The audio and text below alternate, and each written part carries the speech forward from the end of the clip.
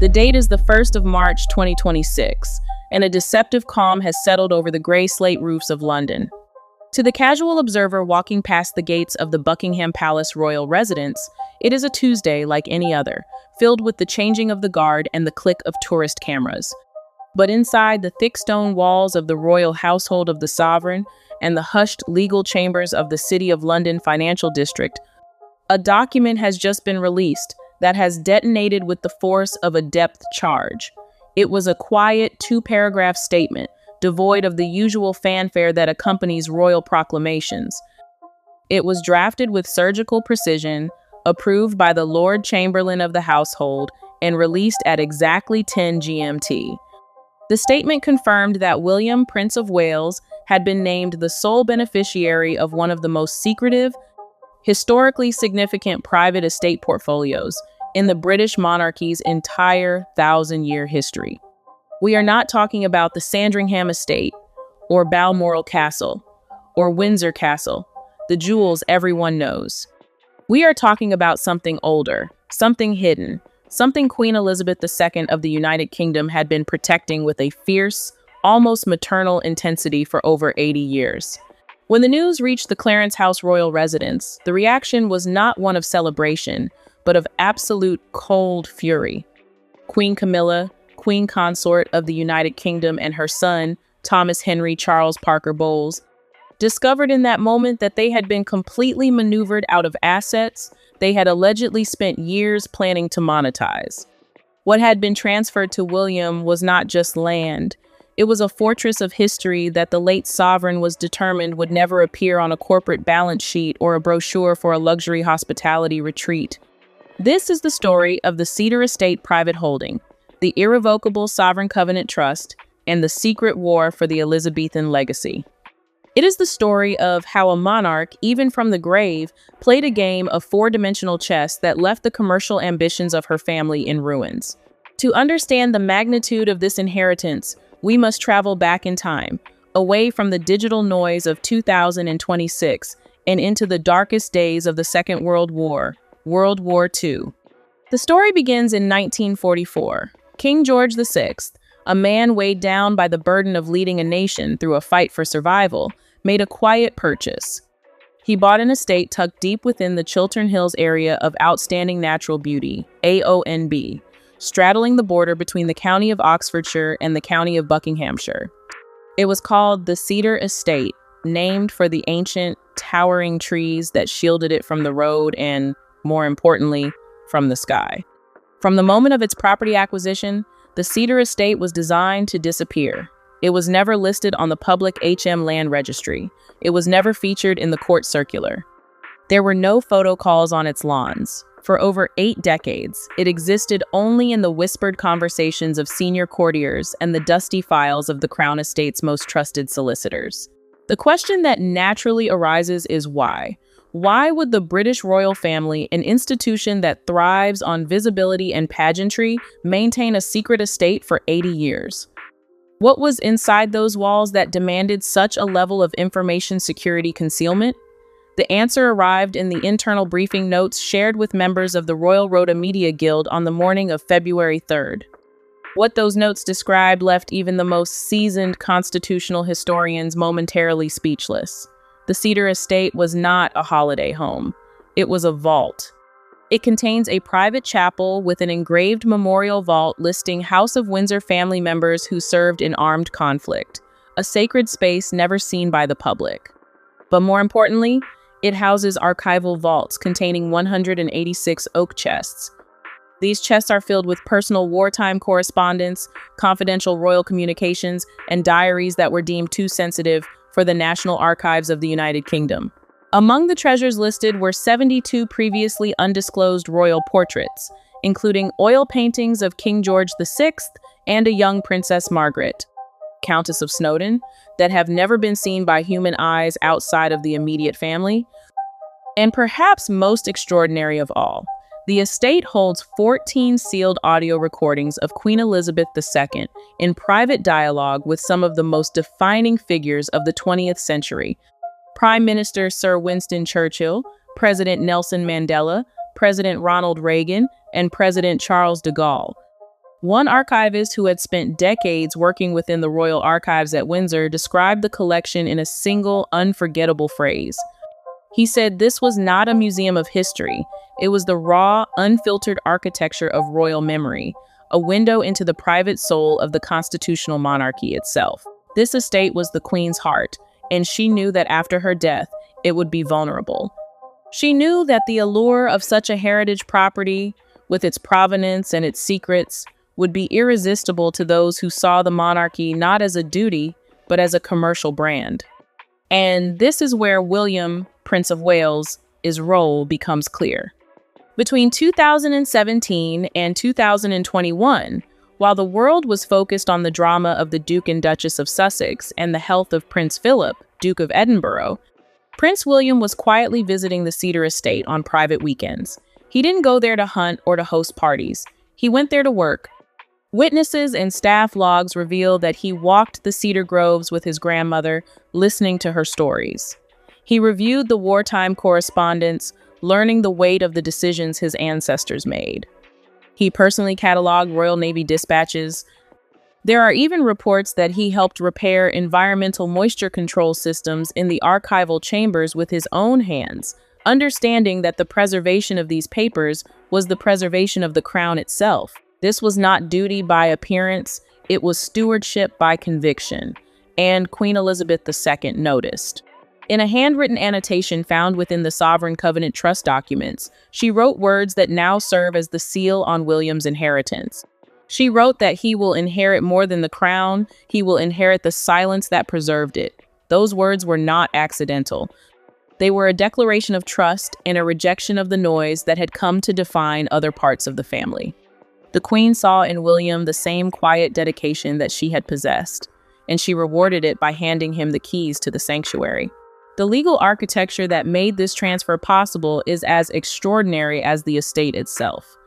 The Cedar Estate does not fall under the Crown Estate Commissioners, which belongs to the sovereign but cannot be sold or personally managed. It does not fall under the Duchy of Cornwall Royal Peculiar, which provides the income for the heir. Instead, it exists under a private legal mechanism called a Covenant Trust entity. This trust was created in 2020, filed under Royal Charter Seal 0142, and witnessed by the Queen's personal solicitor, a constitutional law advisor, and a notary from the Royal Archives. The trust came equipped with a delayed activation clause, a legal tripwire designed to trigger only after two specific conditions were met: the conclusion of the state funeral of Queen Elizabeth II, and the moment Prince William was publicly recognized as the heir to institutional responsibility. Both conditions have now been met, and the trap has snapped shut on those who sought to exploit it. The official statement confirmed it plainly. Under the terms of the sealed covenant trust executed by Her late Majesty Queen Elizabeth II in 2020, the real property known as the Cedar Estate shall pass in full and exclusive guardianship to His Royal Highness, the Prince of Wales, effective immediately. Simple words with irreversible consequences. But here is where the story shifts from a tale of inheritance to a drama of confrontation. Because not everyone received this news with grace. Multiple sources have confirmed what palace insiders had suspected for some time. Queen Camilla and her son, Tom Parker Bowles, had been quietly, persistently, and strategically angling to bring the Cedar Estate under their influence for years. Beginning in late 2024, Camilla had been advocating internally for what she called a Windsor Cultural Legacy Center. On the surface, the vision sounded respectable, even noble. It included gourmet retreats celebrating British culinary heritage, literary salons emphasizing female royal narratives, and small group historical tours through the cedar groves. It was pitched as a way to open up the monarchy, to share its history with the people. But beneath that surface, the ambitions were considerably less sentimental and far more commercial. Tom Parker Bowles, a food critic and writer with a sharp eye for corporate branding, saw something else entirely when he looked at the Cedar Estate. He saw a commercial venue. Private memos reviewed by royal insiders show he had been developing a business vision that included a Michelin star-graded tasting restaurant inside the old hunting lodge. He envisioned an artisanal food brand called Royal Wild, featuring cedar-aged cheeses, wild trout from the estate's rivers, estate honey, and seasonal Highland wines. It was to be an elite side affair for exclusive guests, a commercial hospitality operation dressed in the clothing of royal heritage. And then came the 18th of October, 2025, and a leaked briefing note that changed everything. Tom's legal team had been exploring whether portions of the estate could be reclassified under the Historic Buildings and Ancient Monuments Act 1953, arguing that its wartime origins justified cultural protection status. This legal statutory reclassification would have weakened William's exclusive claim and potentially opened the door to shared management, allowing the Royal Wild project to take root. In November 2025, Queen Camilla hosted a private reception near Henley-on-Thames, inviting heritage donors, food critics, and art historians. On the surface, the event celebrated rural sustainability, but attendees tell a different story. It was, in the words of one guest, a trial balloon, a dry run for a public-private stewardship partnership model that would allow Camilla's foundation and outside philanthropic donors to share control of the Cedar Estate. William learned of the event and politely but firmly declined to participate. He maintained the late sovereign's original vision without equivocation. 3 weeks later, he activated the Irrevocable Sovereign Covenant Trust, effectively locking the gates before the property developers could even arrive. But the Cedar Estate was not the only battleground. On the 31st of January 2026, the HM Land Registry quietly updated to reflect another transfer that Camilla had not anticipated. Northacre Hall, a sprawling 1,200-acre heritage property nestled among the County of Wiltshire's ancient hedgerows and the Royal County of Berkshire's rolling hills, was also handed to William. Historically a lesser-known royal retreat, it had hosted hunting weekends and sensitive geopolitical diplomatic gatherings during Queen Elizabeth II's reign. Its combination of historical prestige, agricultural revenue, and untapped intellectual property licensing rights linked to an 800-year legacy made it, according to commercial property assessments, a uniquely strategic royal asset. What makes the Northacre Hall transfer remarkable is the timing.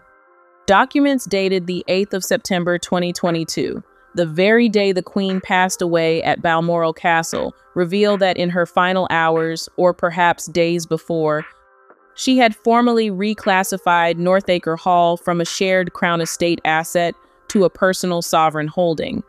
This legal instrument of transfer ensured she could transfer it privately through her last will and testament rather than through institutional succession, which might have left it vulnerable to the King's discretion. In Appendix R3 of her will, she wrote, "Let Northacre remain with the child who bears the burden of our future. Let it be not merely shelter, but sanctuary." The decision bypassed both Prince Charles, now King Charles III, and Anne, Princess Royal. The ripples through the inner royal circle were immediate and quiet, like a stone dropped into still water at midnight. According to palace archivists, this was the first personal transfer of its kind since Queen Victoria's Highland Estate reallocation in 1872, executed in absolute secrecy. Only 2 living witnesses were privy to the testamentary codicil, Lady Sarah Chatto and the late Queen's legal advisor, Sir Alastair Denholm. The sealed envelope was deposited with 3 words on the outside, "For the reign after me." But Camilla had not been idle regarding Northacre either. Leaked notes from a palace aide confirmed that by 2023, she and Tom had been lobbying discreetly to incorporate Northacre Hall into a royal culinary heritage venture. Presented publicly as a farm-to-table revival, it was backed privately by luxury real estate investors from the United Arab Emirates, UAE, and a Paris-based venture capital syndicate. The plan included a 5-star boutique hotel, a heritage cooking school, and a complete rebranding of the estate as a luxury Windsor destination. A commercial feasibility study from July 2025 valued Northacre Hall's licensing rights alone at over £48 million over a 10-year horizon. One courtier, speaking anonymously, summarized the moment with devastating precision. noting that Camilla believed she had soft-bought the estate through influence, but the Queen outmaneuvered her from beyond the grave.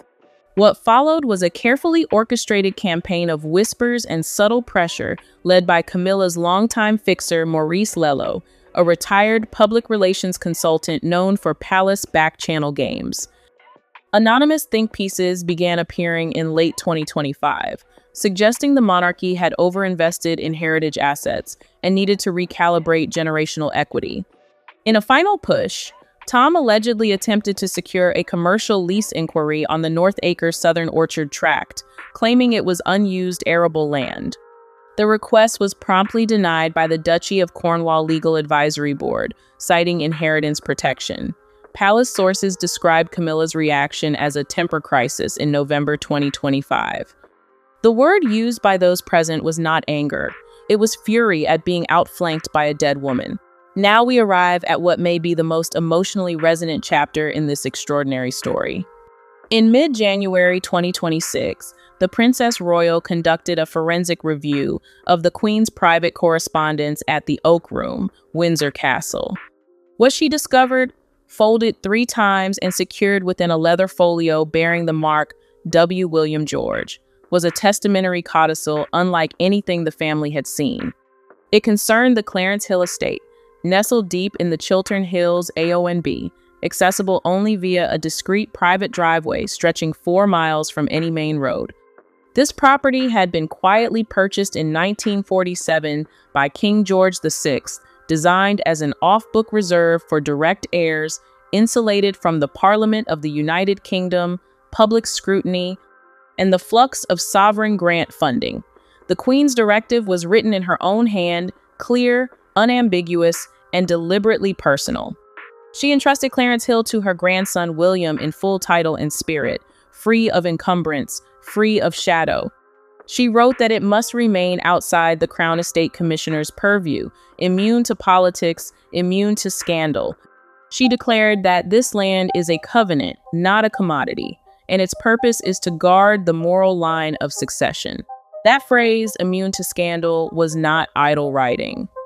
Sources indicate the Queen had grown deeply wary of public controversies surrounding Prince Andrew, Duke of York, and the volatile media ventures of Prince Harry, Duke of Sussex. To Elizabeth, her legacy needed moral insulation, a place untouched by gossip, profit, or chaos. Clarence Hill would be William and Catherine, Princess of Wales's sanctuary, the ethical and dynastic compass of the family's future. Camilla learned of the transfer on January 20th. According to sources, she immediately summoned her legal team at the Highgrove House estate alongside Tom. Her son had just suffered a significant publishing contract loss connected to a scandal involving his food brand's misuse of the royal coat of arms. Clarence Hill was not sacred to her. It was a commercial opportunity, and she intended to claim it. Internal emails later leaked revealed her vision in her own words. Imagine the launch from the Queen's garden to yours. By January 23rd, a proposal was already drafted under a newly registered limited liability company, LLC, called Hill and Crown Limited, with Tom listed as executive director. The plan was to rebrand Clarence Hill into a boutique hospitality brand, emphasizing regenerative luxury, climate resilience, and royal sustainability. Tom would become, in Camilla's vision, the Prince of Green Britain, his aristocratic future grounded in soil rather than in scandal. But the codicil had already been notarized in the royal archives. The legal title transfer to the Duchy of Cornwall Trust had already been completed. Hill and Crown Limited arrived 3 weeks too late. Then came January 28th, and the leak that ended it all. An anonymous whistleblower, believed by some to be a disillusioned former aide, loyal to the late Queen, forwarded the internal Hill and Crown corporate business deck to the office of the Lord High Chancellor of Great Britain, citing attempted commercial trespass on a sealed royal legacy. The leaked documents revealed everything: rebranding strategies, speculative luxury property valuations, and mock-ups of Clarence Hill with corporate logos airbrushed over its Edwardian architecture facade. The backlash was immediate and total. William confronted Camilla at Windsor Castle during a private lunch intended to honor Catherine's recovery. Sources close to the royal household described the exchange as brief but devastating. William reportedly said, Clarence Hill does not exist to be bottled, branded, or sold. It is the last sanctuary of my grandmother's soul, and I will protect it as I protect my wife and children. Camilla left without finishing her meal. Within 48 hours, Hill and Crown Limited was legally dissolved via Companies House. Tom withdrew from 3 public appearances, citing stress-related fatigue. No formal statements were issued, but inside the palace, the message was unambiguous. King Charles III, refusing direct engagement with the confrontation, later confided in Princess Anne with a line that has since passed into royal household legend. Elizabeth always knew who would hold the crown, not just wear it. Just when the dust from Clarence Hill seemed to be settling, a new battleground emerged, and this one was more audacious than anything that had come before. Greystone Downs, a protected estate of over 400 acres of ancient woodland, boasting a Tudor-period hunting lodge dating to 1578 and a private stone chapel adorned with 17th-century relics. Queen Elizabeth II had spent over 4 decades preserving Greystone Downs as both a retreat and a living archive of the royal moral code. Leaving it to William was not just practical, it was symbolic. He wasn't only heir to the throne, he was heir to restraint, stewardship, and quiet dignity. But Camilla and Tom saw it differently. Valued at £80 million, according to documents recovered from a former financial aid, Greystone Downs was their most coveted target yet. Their vision was staggering in its ambition, and many would argue, staggering in its audacity. They proposed £5,000 per night eco-lodges, curated farm-to-table dining hosted by Tom himself, and a members-only Royal Culinary Circle targeting high-net-worth individuals HNWIE and East Asia. All of it was packaged as a Windsor sanctuary, a premium brand built on a foundation of someone else's heritage. Behind the scenes, Camilla's legal liaison, Sir Piers Mallory, had begun probing the last will and testament for any clause that might allow shared custodianship or heritage collaboration, any thread that could unravel William's exclusive control. Tom had quietly registered a new offshore holding company in the Grand Duchy of Luxembourg, Stag Crown Hospitality Limited, 3 weeks before the Queen's will was made public. Plans recovered by palace aides included converting the estate's chapel into a mindfulness retreat center and transforming stables, once home to Elizabeth's prized ponies, into a wellness vineyard spa.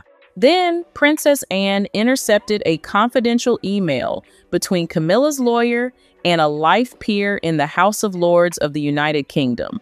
She shared what she found with William. Her assessment was delivered in the cool, measured tone those who know her understand to be far more frightening than outrage. "She's not challenging the crown," Anne said. "She's challenging Mother's ethics." William convened a closed-door strategy session with the keeper of the privy purse. What followed was a swift and total legal counteroffensive. The sealed codicil released to the Royal Archives on the 3rd of February 2026 made Camilla's plans impossible. Written in the Queen's hand and notarized in 2021, it explicitly barred any material transformation, commercial conversion, or brand exploitation of Greystone Downs without the express approval of William himself. It was a Codicil of Anticipatory Obstruction. The clause was a direct rebuke, proof that Elizabeth had not only anticipated the challenge, but had prepared for it years in advance. A palace footman who served during the confrontation described the moment Camilla opened the envelope bearing the royal cipher. She read it twice in complete silence. Then she spoke 4 words that no one in that room will ever forget. "Even in death, she leaves me caged." William's response came not in words, but in action. On February 5th, he made an unscheduled visit to Greystone Downs, accompanied by Catherine, Princess of Wales, and their 3 children. Cameras captured the Wales family walking along the frozen edge of the estate's lake at sunset. No statement, no press conference, no drama, just a family on their land honoring a promise. If Greystone Downs represented Camilla's most audacious move, then the Green Heath estate delivered her most humiliating defeat. Located southeast of Forest Lodge, Green Heath was a vast swath of undeveloped woodland spanning over 500 acres, bordering a historic Roman road and protected under a royal conservation deed. Insiders had long viewed it as a potential site for high-level retreats, secure diplomatic gatherings, and world-class rehabilitation programs under royal patronage. Camilla had coveted it, and her planning had commenced almost immediately after Queen Elizabeth II's passing. She had misread the sealed section of Elizabeth's will, assuming Green Heath referred to a ceremonial plot or unused hunting grounds. She was comprehensively wrong. Green Heath was accompanied by a £37 million private trust fund, quietly seeded through decades of strategic asset transfers, personally approved by the Queen. A financial buffer that had been growing in the background for years, invisible to those who hadn't been told to look for it. The discovery of this endowment fund enraged Tom Parker Bowles. He had long envisioned a media-branded culinary wellness center on the land backed by WWII sovereign wealth investors and a French luxury spa conglomerate. Camilla had allegedly promised Tom she would use her queen consort regency privilege to secure royal endorsement while King Charles III remained semi-retired. Promotional dinners had already been planned. Elite society invitations were being drafted. Organic wines, locally sourced produce, and Duchy Originals olive oils were selected for showcase events with foreign dignitaries. The machine was running. And then on the 30th of January 2026, the Princess Royal, acting on behalf of the Crown Trust Authority, sealed the asset transfer backdated to the 28th of December 2025. William officially received full rights to Green Heath. The £37 million trust went with it.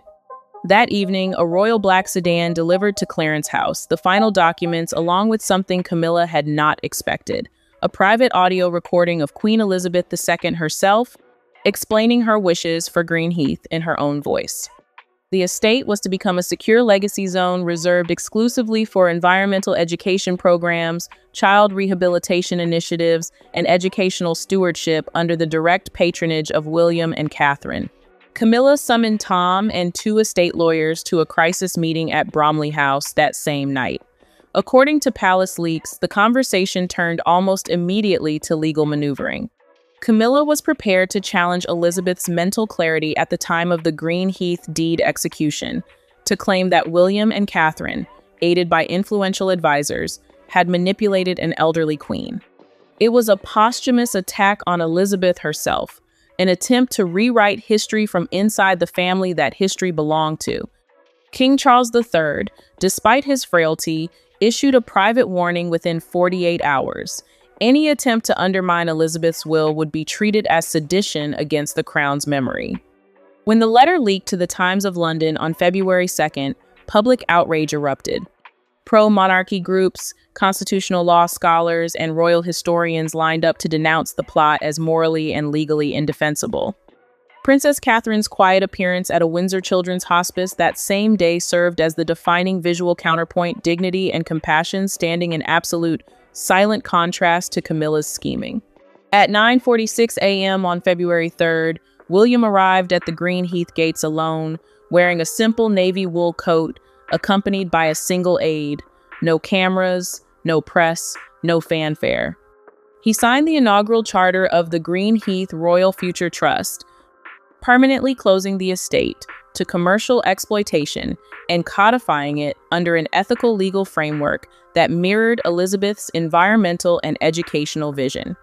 As the signing concluded, a Rolls-Royce motor car appeared at the western boundary of the estate.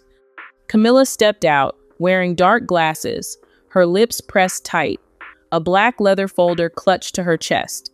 She did not speak, she did not approach, she merely stood there, observing in complete silence the unfolding of a vision she could not claim, control, or reverse.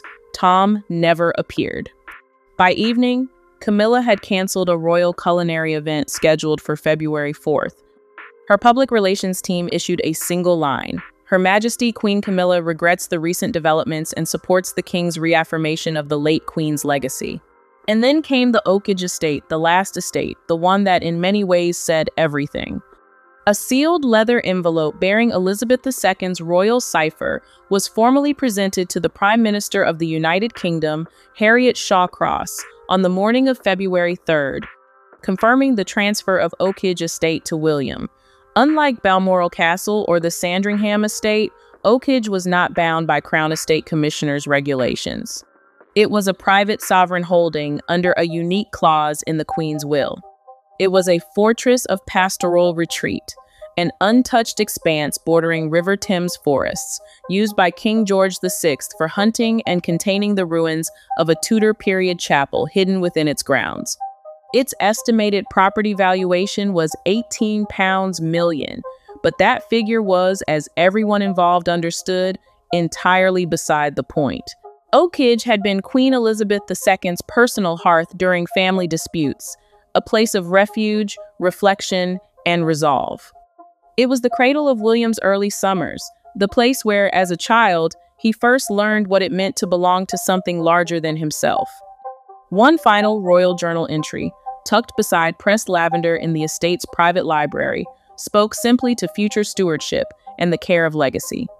Even as the title transfer was completed, Camilla and Tom remained quiet, though whispers circulated about a possible legal appeal via the keeper of the Privy Purse Committee, claiming Oakage had benefited from public funds and could be reclassified under the Sovereign Grant Act. William had anticipated this. He ordered a full review of restoration logs and security payments dating back to 1953. Forensic accountants began cross-checking every ledger line, every expense, every receipt, but Elizabeth, as always, had thought further ahead than anyone who opposed her. The private will contained a clause titled Anticipatory Obstruction, nullifying any legal challenge to Oakage by individuals outside the House of Windsor bloodline or married into the family. When this clause was read to senior royals in the green drawing room of Buckingham Palace, silence fell completely. Camilla stormed out. Tom reportedly cursed his litigation lawyers. Princess Anne, who had been sitting quietly throughout the reading, turned to King Charles III and said with perfect composure, "I always knew this day would come." That evening, William, Catherine, and their 3 children toured Oakage for the first time as its stewards. Prince George of Wales, standing atop the old watchtower ruins and looking out across the frozen estate, asked his father a question that those present say will stay with them forever. "Will this be ours forever?" William's answer was calm, measured, and completely certain. "As long as we protect it." Shortly after, a letter arrived from the late Queen's personal solicitor, Sir Jonathan Arborfield. It contained one final passage from Elizabeth herself, words that rendered every legal maneuver, every commercial scheme, and every back-channel lobbying effort entirely irrelevant. "If ever this estate is challenged, let it be known Oakage belongs not to power, but to patience. Let the one who bore the weight of the crown's future, not the burden of entitlement, carry it forward." Signed, Elizabeth R. Step back for a moment and consider what Queen Elizabeth II actually achieved across these asset transfers. She did not simply leave properties to her grandson. She built a legal fortress around him, layer by layer, estate by estate, clause by clause, designed to withstand every challenge that ambition, commerce, and family rivalry could throw at it. She anticipated the commercial hospitality proposals. She anticipated the legal maneuvering. She anticipated the public pressure campaigns. She built in jurisprudential responses to all of them years before they happened. This was strategic brilliance from a woman in her 90s who never stopped thinking several moves ahead. And ask yourself the question that sits at the heart of all of this. Why did the Queen feel this level of protection was necessary? The answer is not flattering for those who forced her hand. The answer is that within her own family, within the institution she had given her entire life to, she identified actors whose priorities were not legacy, not public service, and not the welfare of the monarchy's future. They were commercial. They were personal. They were about corporate brand building and financial positioning and the transformation of 7 centuries of royal heritage into a luxury hospitality portfolio. Elizabeth chose William precisely because she saw in him what those others lacked. Not ambition, not the desire for profit or public platform, but the willingness to quietly catalog wartime letters in an archival chamber, to repair moisture controls in a vault that no camera would ever film, to walk the cedar groves with an elderly queen and listen more than he spoke. Stewardship. That was the word she inscribed into every covenant, and it was not, she understood, a common quality. William's response to every attempt to circumvent the Queen's testamentary wishes has been consistent, composed, and entirely in keeping with the woman who chose him. He did not escalate publicly. He did not give press conferences or issue statements of outrage. He signed legal charters. He walked with his children. He let the legal architecture his grandmother built speak on his behalf, and it spoke very loudly indeed. As morning broke over Windsor Great Park on the 3rd of February 2026, and pale sunlight spilled across frost-kissed hedgerows, a new chapter of royal history had already been written. Not in ceremony or proclamation, but in the quiet, irrevocable language of sealed, irrevocable trusts, notarized codicils, and a grandmother's handwritten certainty. Camilla's ambitions were not merely defeated. They were rendered structurally impossible. Not by confrontation, not by palace politics, but by the preemptive legal genius of a sovereign who had spent decades watching, assessing, and preparing. Every commercial scheme Thomas Parker Bowles drafted, every back-channel lobbying campaign Camilla's PR advisors ran, every legal probe into shared custodianship, every rebranding proposal, every offshore holding company registered, every mock-up with corporate logos, airbrushed over Edwardian architecture facades, all of it anticipated, all of it neutralized, all of it answered in clauses written years before the challenges were ever made. As a senior footman who served both Queen Elizabeth II and now William put it with quiet finality, this wasn't just a house. It was the Queen's final chess move, and in the grand tradition of the woman who made it, the move was perfect. For William, these estates are not trophies. They are responsibilities, and he has never once suggested otherwise. For Camilla and Tom, the battle is over. The estates are sealed. The trust covenants are unassailable. The Queen's voice, preserved in letters and legal clauses and a private audio recording, has spoken with a clarity that no living advocate could match. Legacy, Queen Elizabeth II understood, is not measured in wealth or influence or the size of a commercial real estate portfolio. It is measured in stewardship, integrity, and the courage to protect what matters, even from those who stand closest to it. William got the estate. He got the mission that came with it. And he got something far more enduring than either, the absolute documented certainty that the woman who knew him best trusted him most. This chapter may be closed, but the story of what William, Prince of Wales, does with the trust he's been given is only just beginning, rooted in the silent groves of cedars that have witnessed history pass them by.